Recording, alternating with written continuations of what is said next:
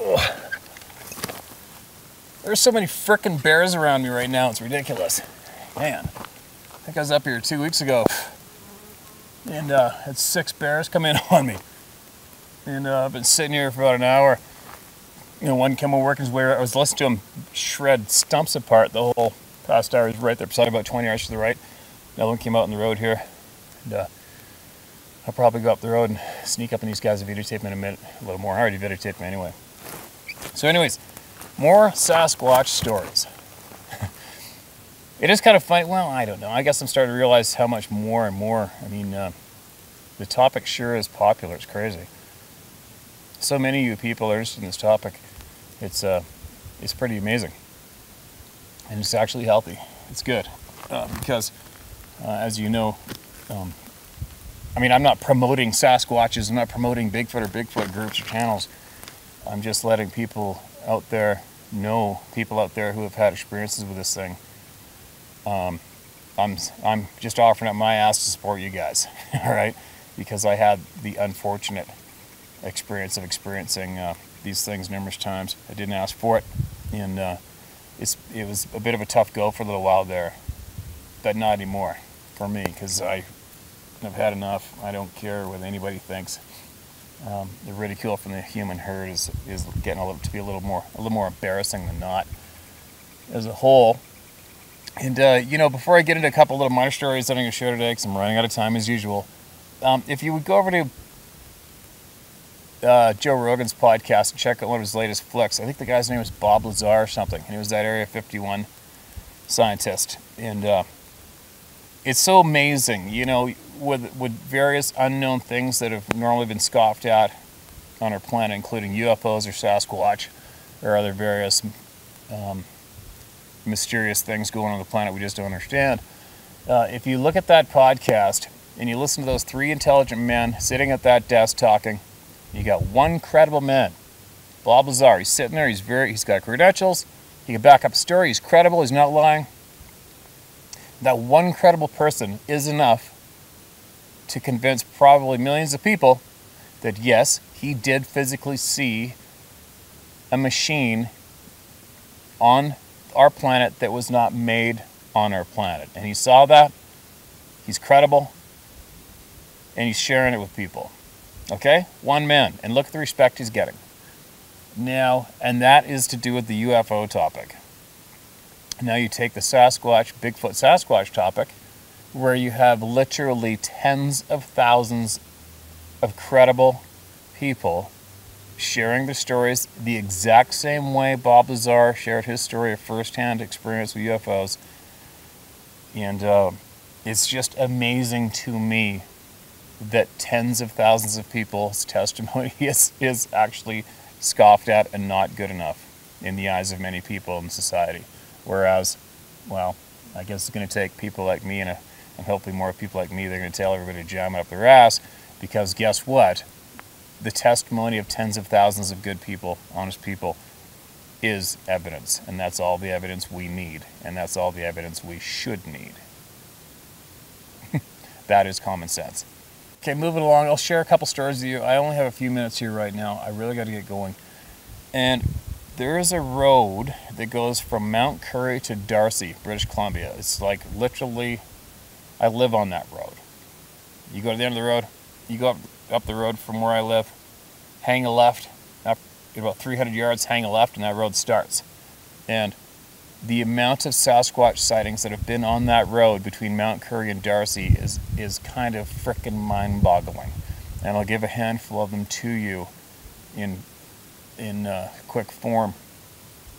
One guy I talked to, a white guy, married to a native woman, lives in the Mount Currie band. He told me he tracked an 18-inch footprint with a 6-foot stride through the snow along the Birkenhead River.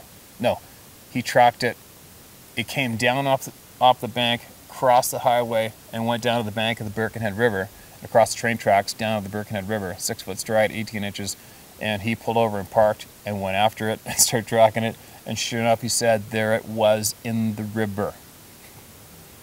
Snow everywhere. And here's this frickin' black Sasquatch in the river. And he saw it. And whatever happened from there on. I think it crossed the river and went up in the bush, and he lost sight of it. But there's one more story I heard firsthand from the person who saw this. Another young fella, good close friend of mine, one of my best friend's sons. He was driving along a place called, I think they call it 8 Mile, which is shy of Darcy, but up towards that end of the highway, and he's coming back, heading south at nighttime. And when you're coming south, the high side of the road is here, with the bank, the dirt bank going up, the low side's down here. He came around the bend and said this thing was about to step onto the road. Saw him coming, it took one step back, stood in the ditch on the low side of the road, and it towered over his truck as he drove by the charcoal black. Who knows how tall it was, but it sounds that it must have been 8 or 9 feet tall anyway. And he said it really freaked him out, and it was actually pretty upsetting for him to see that thing. And its eyes reflected back on the headlights, once again, as usual. So there's another one. A bunch of campers I know at Birkenhead Lake. They were having a camping weekend and a party weekend, and something was pushing trees over in the darkness beside their camp. 2 or 3 trees. And another one of these people apparently went to camp and lay down on the sleeping bag and sleep off to the side of the camp on the ground. And he said an enormous hand came out and went on his chest and shook his chest like this. The thing frickin' touched him. And he freaked out and is still a mess today from that. That's another first-hand story I heard. Do it the way you want. I don't really give a crap. I'm just sharing with you guys some stuff I've heard over the years. And what else? The girlfriend of mine who I used to date years back, who had the one running beside her car looking in at her, she lives on that road. She lives about midway up, or used to, and lives on the east side of that road traveling up. And it's all private property on that side where she lived. No neighbors. I think her mother lived in the next house right tight to her. And you would have to go from the road through their property to get to the back of that one mountain that she used to hike up and down for exercise, go exploring stuff. And she had a Rottweiler that would basically rip anybody in half at any time. I got along with it. And she said that something, she's upstairs in her bedroom watching TV, dog's in there, and something started slapping the side of her house that high up, shaking the whole house, and the dog was crapping itself crawling under the bed, where normally if anybody even came up and knocked on the door, that sucker's ready to rip through the door and go run outside and rip him in half. And that great big A-type Rottweiler was whimpering, crying, vibrating, shaking, and trying to crawl underneath the bed. And she was terrified. She didn't move, obviously, and it wasn't too good of an experience. And then I bumped into her a few years later, and she said that she went on a hike up the side of that mountain behind her place, and quote, what she said to me was, "They left a frickin' antique camera for me up on the trail." I'm like, what? And she told me that she went up the bank, up that trail, which you can only get through her property. There's no people around there. And lo and behold, blatantly left on a piece of moss right there beside her trail was this ancient old antique camera. Make of that what you will. And then another friend of mine, the same fella that did not want to talk about it, the big guy, and the fellow that ran into the charcoal black one up on the Dr. Lake Highway when he was deer hunting. Well, we were at my old place up the Permanent Meadows having beers, and one of our friends, this potato farmer, had brought over 200-pound bags of potatoes for him, which he was going to take back to his restaurant that he managed in Whistler. And he threw those 100-pound burlap sacks of potatoes in the box of the truck. We had beers, and he drove home. And he lives fairly remote on that same strip, that same highway.